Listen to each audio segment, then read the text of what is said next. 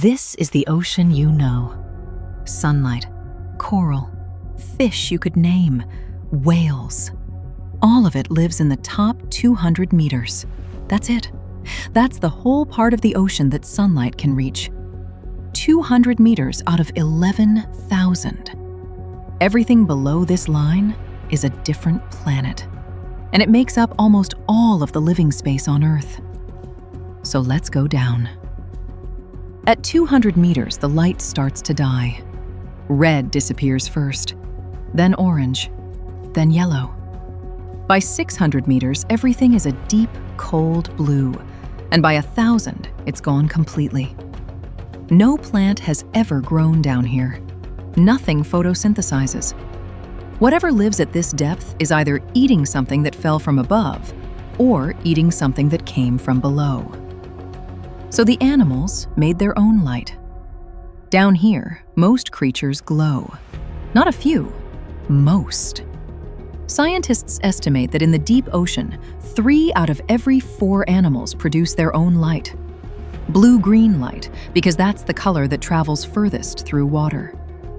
They use it to lure prey, to find mates, to blind a predator and vanish. And every single night, this entire zone moves. Millions of animals rise toward the surface after dark to feed, then sink back into the darkness before dawn. It is the largest migration on Earth, and it happens every 24 hours, and almost nobody has ever seen it. We only found out by accident. During World War II, sonar operators kept detecting a solid seafloor at 400 meters. Then at night, the seafloor would rise. Then at dawn, it would sink again. It wasn't the seafloor. It was animals. So many of them, packed so densely that they reflected sound like solid rock. Past 1,000 meters, the sun is finished. Not dim, gone. From here to the bottom of the ocean, sunlight has never once reached. Not today, not 1,000,000 years ago. Never. The pressure here is 100 times what you feel right now. At 3,000 meters, it's 300 times. And things live here anyway. Sperm whales hunt at these depths. They hold their breath and drop into total darkness to fight giant squid, and they come back up with the scars to prove it. We know the squid are down there mostly because we can see the marks they leave. The colossal squid has the largest eye of any animal that has ever existed, 27 centimeters across, about the size of a dinner plate, in a place with no light. And then there's the anglerfish. You know the female, the teeth, the glowing lure. Almost nobody knows what happens to the male. He's tiny, a fraction of her size. When he finds her, he bites into her body and he never lets go. His mouth fuses to her skin. Their blood vessels connect. His eyes dissolve. His organs dissolve. Everything he was disappears into her until all that's left is a lump on her side that produces sperm on demand. Some females carry 8 of them at once. That's not a horror story someone made up. That's just how it works down here. 4,000 meters. The Titanic is up there now, above us, sitting at 3,800. The water is 2 degrees above freezing. The pressure is 400 atmospheres, and the darkness is absolute. By every rule biology had in 1976, this should be nearly empty. Life needs sunlight. Sunlight makes plants. Plants feed everything else. No sun, no food, no life. Then, in 1977, a submarine went down to a volcanic ridge near the Galapagos and found a city. Hydrothermal vents. Cracks in the seafloor pouring out water at 400 degrees, loaded with chemicals. And around them, crowds of animals. Giant tube worms 2 meters tall. Crabs. Clams the size of dinner plates. The tube worms have no mouth, no stomach, no gut at all. Inside their bodies, they farm bacteria, And those bacteria eat the chemicals coming out of the vent and feed the worm from the inside.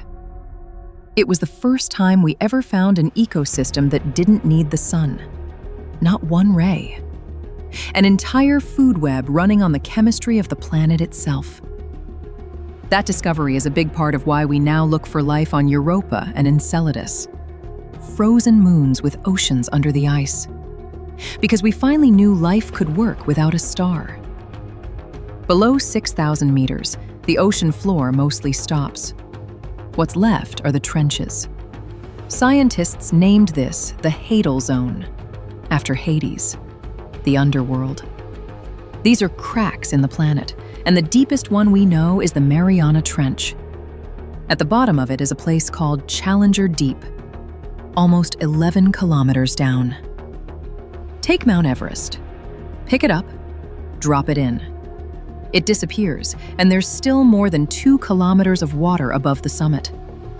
The pressure down there is over 1,000 times what you're feeling right now. About 8 tons pressing on every square inch. That's the weight of roughly 50 jumbo jets stacked on your body. And in 2022, a camera filmed a fish at 8,300 meters. A small, pale snailfish drifting along, completely relaxed. The deepest fish anyone has ever recorded. It doesn't look armored. It doesn't look tough. It looks delicate. It survives because it has almost no air inside it, so there's nothing for the pressure to crush. We also found something else down there. A plastic bag. At the bottom of the deepest place on the planet. And when researchers pulled up tiny shrimp-like creatures from nearly 11 kilometers down and looked inside them, they found plastic fibers in their gut. We reached the bottom of the ocean with our garbage before we got there ourselves. Here's the part that should bother you. More than 700 people have been to space. 12 have walked on the moon. Fewer than 30 have ever reached the bottom of Challenger Deep. We have mapped the entire surface of Mars in high resolution. Every crater, every canyon. A planet 200 million kilometers away. Our own seafloor? We've properly mapped about a quarter of it. 3/4 of the floor of our own planet is still a blank. We have better maps of another world than we do of the ground beneath our oceans. Every time we send something down there, we find species that have never been named. Not rare animals, new ones, routinely. We say the ocean like it's a place we know, a beach, a blue surface, something on a postcard. But the surface is a lid. Underneath it is the largest living space on Earth by an enormous margin. Cold, black, crushing, and full. Most of the life on this planet has never seen the sun. Most of the life on this planet doesn't know we exist, and we've barely looked. We're not living on a planet with an ocean on it. We're living on the roof of one.